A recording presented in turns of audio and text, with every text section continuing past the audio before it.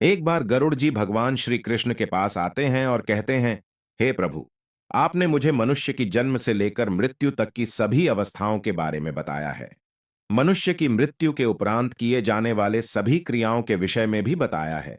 किंतु हे प्रभु, मेरे मन में एक शंका उत्पन्न हो रही है, जिसका निवारण केवल आप ही कर सकते हैं।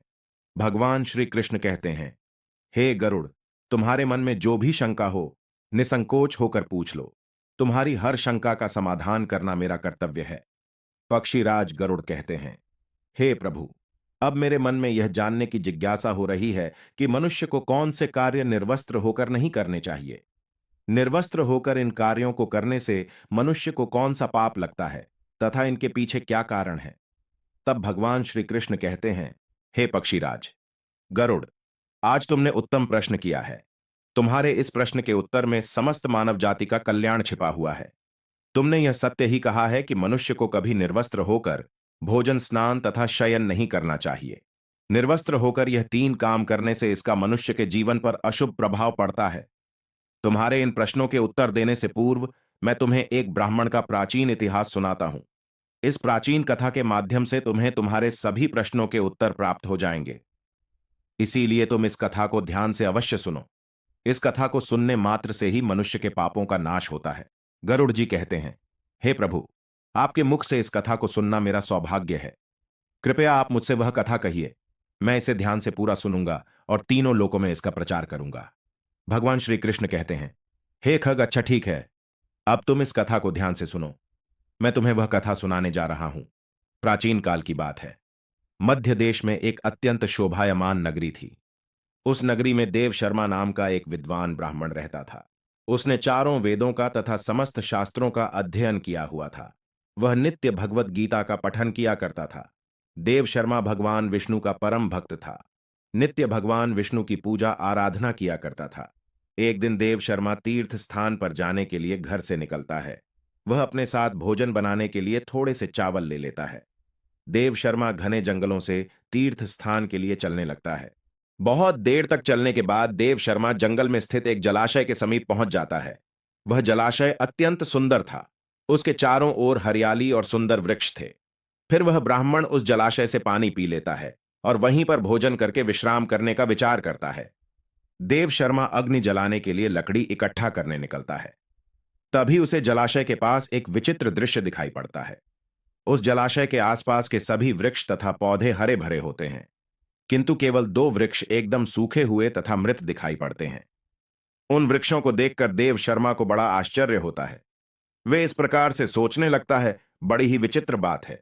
इस जंगल के सभी पेड़ पौधे हरे भरे हैं, किंतु यह दो पेड़ तो एकदम से सूखे हुए हैं। इन पर ना तो पत्ते हैं और ना ही छाल है। इन वृक्षों की ऐसी हालत किस कारण से हुई? इतना सोचते हुए वह मन ही मन प्रसन्न हो जाता है और कहता है, चलो, अच्छी बात है, आग जलाने के लिए सूखी लकड़ी का इंतजाम भी हो गया। देव शर्मा उन सूखे हुए वृक्षों के पास जाता है और उनकी टहनियां तोड़ने लगता है, तो अचानक उन वृक्षों से एक आवाज आती है, रुक जाओ ब्राह्मण, रुक जाओ, यह क्या अनिष्ट कार्य कर रहे हो? उस आवाज को सुनकर देव शर्मा चौंक जाता है और इधर उधर देखने लगता है और कहता है, कौन आवाज दे रहा है? यहां पर तो मुझे कोई नहीं दिखाई पड़ रहा है। तुम जो कोई भी हो, सामने आकर बात करो। फिर से एक बार आवाज आती है, हे ब्राह्मण देवता, हम तुम्हारे सामने ही हैं। आप ही हमें देख नहीं पा रहे हैं। देव शर्मा कहता है, हे भाई, तुम कौन हो और मेरे सामने कहां पर खड़े हो?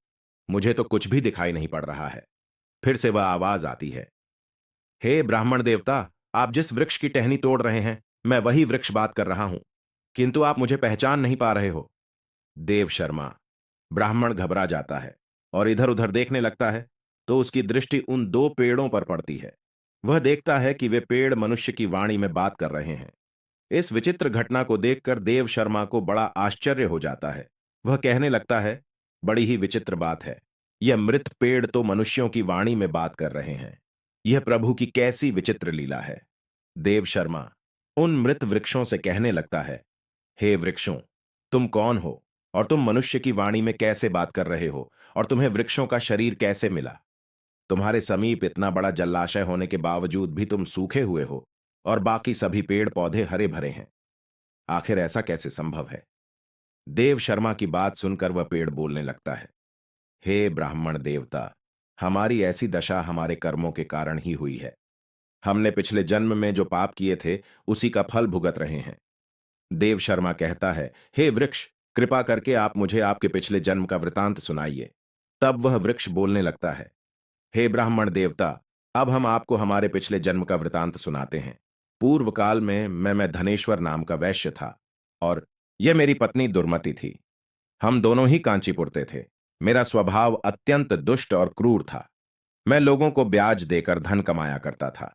मेरी पत्नी भी अत्यंत क्रूर और दुष्ट स्वभाव की थी। उसने कभी अपने द्वार पर आए अतिथियों का सम्मान नहीं किया। हमने कभी दान धर्म भी नहीं किया। सदैव ही दीन और गरीब लोगों को सताया करते थे। उस समय हमारी कोई संतान नहीं थी। हम दोनों ही संतान सुख प्राप्ति के लिए भोग विलास किया करते थे। हम निर्वस्त्र होकर स्नान किया करते थे और निर्वस्त्र होकर ही शयन किया करते थे। अनेक वर्षों तक भोग विलास करने पर भी हमें संतान सुख प्राप्त नहीं हुआ।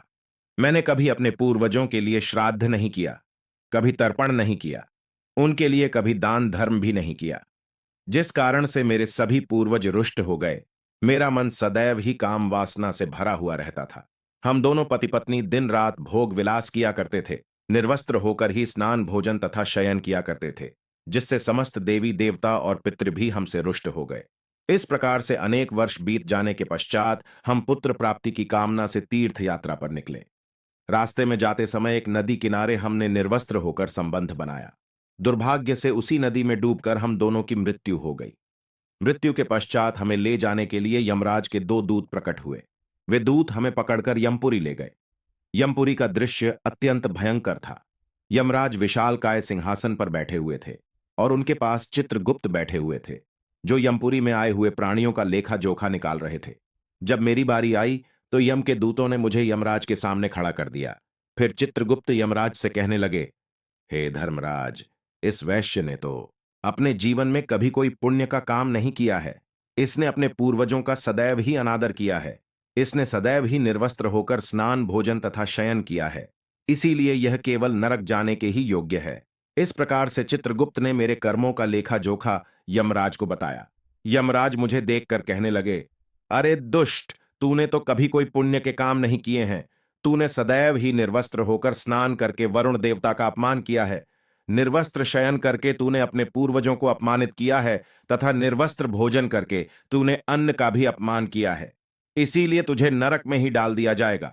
इस प्रकार से यमराज ने अपने दूतों को आज्ञा देकर मुझे नरक में डाल दिया। मेरे पश्चात मेरी पत्नी को यमराज के सामने लाकर खड़ा किया गया। उसे देखकर चित्रगुप्त ने कहा, हे धर्मराज, इस पापी स्त्री ने भी अपने पति की तरह कोई पुण्य का काम नहीं किया है। इसने भी निर्वस्त्र होकर ही स्नान भोजन तथा शयन किया है। इसने समस्त देवी देवताओं और पितरों का अपमान किया है, अतः यह भी नरक जाने के ही योग्य है। इस प्रकार से यमराज ने हमारे पाप कर्मों को देखते हुए हम दोनों को ही नरक में डाल दिया। नरक में सजा भुगतने के पश्चात हमें वृक्ष का शरीर प्राप्त हुआ। जैसे जैसे हम बड़े हुए हमारे सारे पत्ते भी गिर गए और हमारी छाल भी नष्ट हो गई। निर्वस्त्र कार्य करने के कारण इस जन्म में वृक्ष के रूप में हमारा वृक्ष रूपी शरीर भी नग्न हो गया और हम कष्ट भुगत रहे हैं। हे विप्र, वह कृपा करके हमें इस कष्ट से मुक्ति दिलाने के लिए कोई उपाय कीजिए। इस प्रकार से उन दोनों की बात सुनकर देव शर्मा को उन पर बड़ी दया आ गई। देव शर्मा उसी स्थान पर बैठकर भगवान विष्णु की प्रार्थना करने लगा और वृक्ष बने उस वैश्य और उसकी पत्नी की मुक्ति की कामना करने लगा। देव शर्मा कहने लगा, हे प्रभु, मैं अपने भगवत गीता के पाठ का पुण्य इन वैश्य पति पत्नी को प्रदान करता हूं। कृपा करके आप इन दोनों को मुक्ति प्रदान कीजिए। इतना कहते ही वे दोनों वृक्ष धड़ाम से टूटकर जमीन पर गिर पड़े और उसके अंदर से अत्यंत सुंदर वस्त्र परिधान किया हुआ वैश्य और उसकी पत्नी प्रकट हुए। फिर उस स्थान पर भगवान विष्णु के दो पार्षद प्रकट हुए और उन दोनों को दिव्य विमान में बिठाकर दिव्य लोक को चले गए। इस प्रकार से भगवत गीता के पठन का पुण्य प्राप्त करके वह वैश्य और उसकी पत्नी दोनों को ही मोक्ष की प्राप्ति हुई। भगवान श्री कृष्ण कहते हैं, हे पक्षीराज, मनुष्य को कभी भी निर्वस्त्र होकर भोजन शयन और स्नान नहीं करना चाहिए।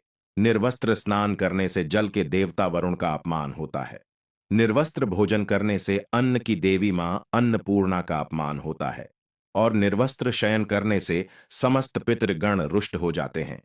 इसीलिए मनुष्य को निर्वस्त्र होकर यह 3 काम नहीं करने चाहिए। तो दोस्तों, इस प्रकार से भगवान श्री कृष्ण ने गरुड़ जी को महत्वपूर्ण ज्ञान दिया है। आपको यह कथा कैसी लगी? कमेंट करके अवश्य बताएं। जानकारी अच्छी लगी तो वीडियो को लाइक जरूर करें और कमेंट में जय श्री कृष्ण अवश्य लिखें। साथ ही चैनल को सब्सक्राइब करें। आप सभी का धन्यवाद।